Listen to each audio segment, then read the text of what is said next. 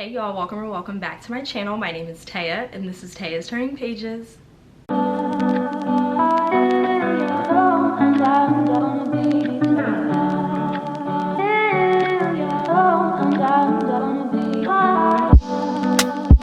So how are y'all doing? I hope you guys are doing well.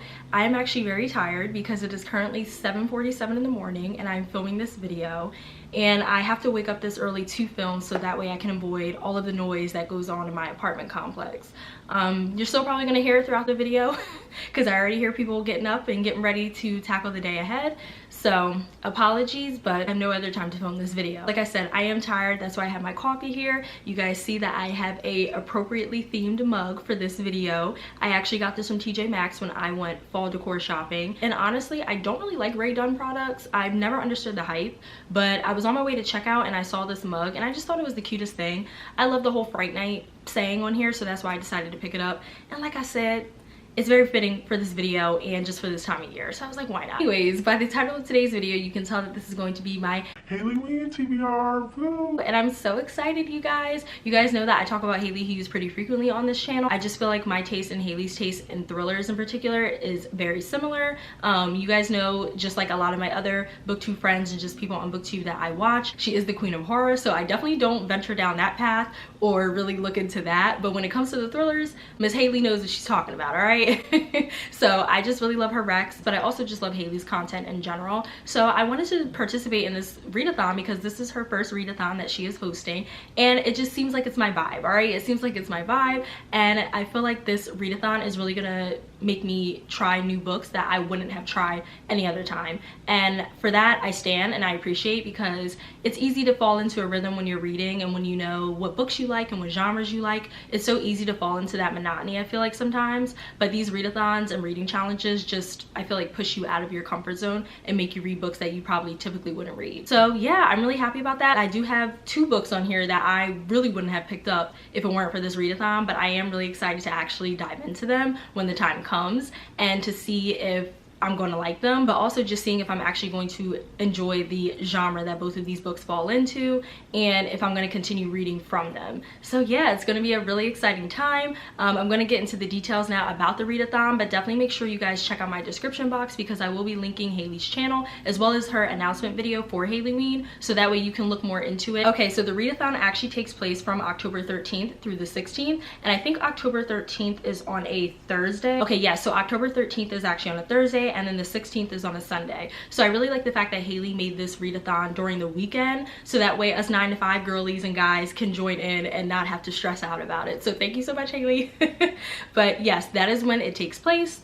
And then there are 1, 2, 3, 4, 5 prompts, and then there are 1, 2, 3, 4 additional prompts. So the 4 additional prompts are actually for Instagram. So if you are heavy on Bookstagram like myself, these prompts are for you, and I'm definitely going to make sure that I participate in pretty much all of these because these are really great photo ideas. Going back to the actual prompts for the readathon, like I mentioned, there are 5. So we're going to start with the actual readathon prompts first, of course, and then we're going to move on to the IG prompts. So the first prompt here is read an extreme horror book or extreme for you. So I really appreciate the or extreme for you in the parentheses because, like I said before, and like you guys already know, I'm definitely not an extreme horror fan. I'm actually going to finesse this prompt a bit because I don't think that I'm going to be able to find a horror book of any kind that I would want to read. So I'm actually going to swap this book out for a dark romance, which is very exciting and kind of terrifying. But the book that I plan on reading for this prompt is the first book in the Mindfuck series by St. Abby, and this is a dark romance, like I said, but the reason why it's a dark romance is because it is a serial killer romance. I feel like you guys have probably seen this book making its rounds on Booktube and Bookstagram. This has been one of those books that has just skyrocketed, I feel like, into the spotlight, and a lot of people are reading this series and actually enjoying it. So I finally decided to step out of my comfort zone and try to see what this book is all about, just because so many people are talking about it, and again, a lot of people seem to be enjoying it. The only thing that I know about this series is that the female MC is a serial killer, but I think she kind of takes a Dexter approach, if I'm getting my shows correct. I think she takes a Dexter approach and only kills bad guys, so men that have done wrong, more specifically men who have committed committed violence or crimes against women. I think her love interest is actually a detective, and he is assigned to her case essentially. So he has to try to figure out who this serial killer is and stop them before they commit any crimes. And so obviously this causes a lot of problems between the two of them, because one side is on the right side of the law and then the other side is technically on the wrong side of the law. Like I said earlier, I don't typically read dark romance. It's just not a subgenre of romance that I'm super comfortable with. I have read mafia romances before, and I do feel like a lot of the stuff that is in the dark romance space is just a little bit too much and a little bit too extreme and intense for me. So that's why I felt like this series, or I guess I should say the first book in this series, which is called The Risk, is perfect for this prompt, because this is extreme for me. So definitely make sure you guys subscribe and turn on those post notifications so that way you can see if I end up enjoying this book or if this is going to be a dud for me. I am only going to read the first book, and I think the first book is only about 132, 152 pages, which is not bad at all. And if I decide to continue on with the series, then I'll just incorporate those other books in future TBR videos. The next prompt here is read a book that takes place on Halloween at some point in the book. So I actually just read and finished Daisy Darker a couple of days ago, and that book would have been perfect for this prompt because that does take place on Halloween night, but I couldn't wait and I had to read Daisy Darker and finish it when I did. So I decided to choose another book, and Hailey actually mentioned this book in her announcement video, and so I appreciate her for that because I was having a hard time trying to find other books that took place on Halloween that interested me. And so the book that I'm talking about here is The Mother Next Door by Tara Leskowski, and it says here on the front, "They'd kill to be her."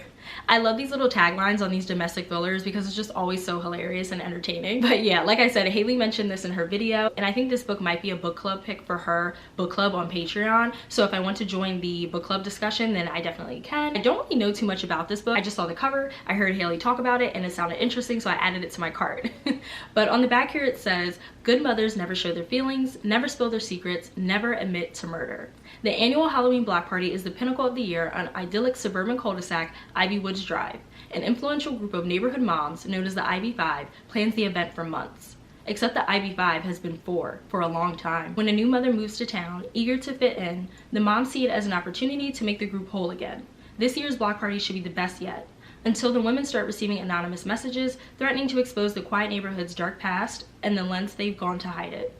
As secrets seep out and the threats intensify, the Ivy Five must sort the loyal from the disloyal, the good from the bad. They'll do anything to protect their families. But when a twisted plot is revealed with dangerous consequences, their steady foundation begins to crumble, leaving only one certainty. After this year's block party, Ivy Woods Drive will never be the same." This just sounds like this is going to be your quintessential drama-filled domestic thriller. I really do love these thrillers that have this type of trope and this type of formula. I know for some people it could probably get stale and a bit repetitive, but for me, I live for it every single time because I know what I'm going to get. And I'm here for that. Like, I don't mind. I truly don't. So I cannot wait to dive into this one. The next prompt here says, read an indie horror / thriller book. So this prompt was actually really difficult for me because I don't know if I wasn't typing in the right search terms on Google, but for some reason I could not find any indie books that fit under this bill that interested me. So I don't know what was going on, but I was really struggling. But I did go on Barnes & Noble's website and try to search it up that way. And this book that I'm about to show y'all did pop up under indie. And I didn't know that this book was considered indie because I have seen this on Book of the Month as well as just other websites. So I'm not really sure how independent publishing works and things like that, but Barnes & Noble said it was under the indie section, so we're just gonna run with it. And the book that I'm talking about here is 56 Days by Catherine Ryan Howard. So I've actually been wanting to read this book for quite some time. I've had it on my radar since it debuted, and I just didn't want to pick it up and give it a read just yet because it does have themes of the pandemic and lockdown and what life was like during that time period. So I wasn't really ready or mentally prepared to dive back into that and really relive all of those experiences. I decided to finally pick this book up because it does fit with the prompt, at least I think so.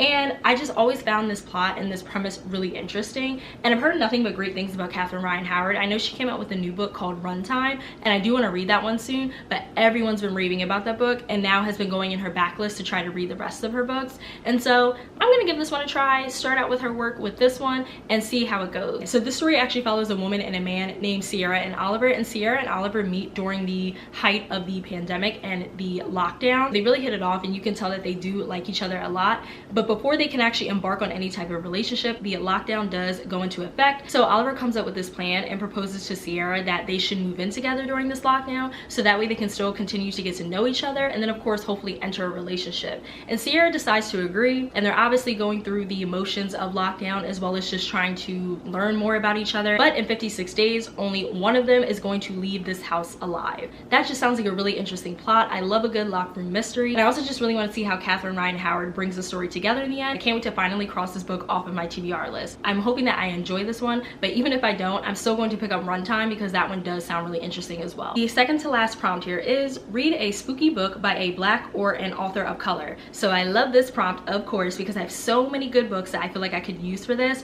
but this one that I'm about to show y'all has been on my TBR for a long time, and I am late to the game, so I'm finally going to get around to it because of this reading challenge. So the book that I'm talking about here is White Smoke by Tiffany D. Jackson. So this is actually going to be my first Tiffany D. Jackson novel, and I'm really excited about it. I actually own all of her books, I'm pretty sure, and I haven't read a single one. I don't know what that's about, and I don't know why I decided to buy all of her books, but something about Tiffany D. Jackson just sits right with me. Like, it's just something about her that I really like. I follow her on Instagram, and she just seems like a really cool author. I just love everything that she's been able to do as a Black author in the literary space. I just feel like a lot of people really regard her and really praise her for her books, because even though they are YA, they still get pretty dark and pretty scary and pretty intense, and the topics that she weaves throughout her stories are a reality for so many people, in particular the Black community. So I just really like Tiffany D. Jackson, and so shout out to her. But I am really excited to read White Smoke nonetheless. I finally had to put that cup down because it was just getting too heavy. So this story actually follows a young girl named Marigold, but she does prefer for people to call her Mary. And so Mary actually ends up moving with her family to this new town because Mary's family is now a blended family, so they have to move to a different town, I'm assuming to accommodate one of the parents' jobs. Mary's not really happy about this move,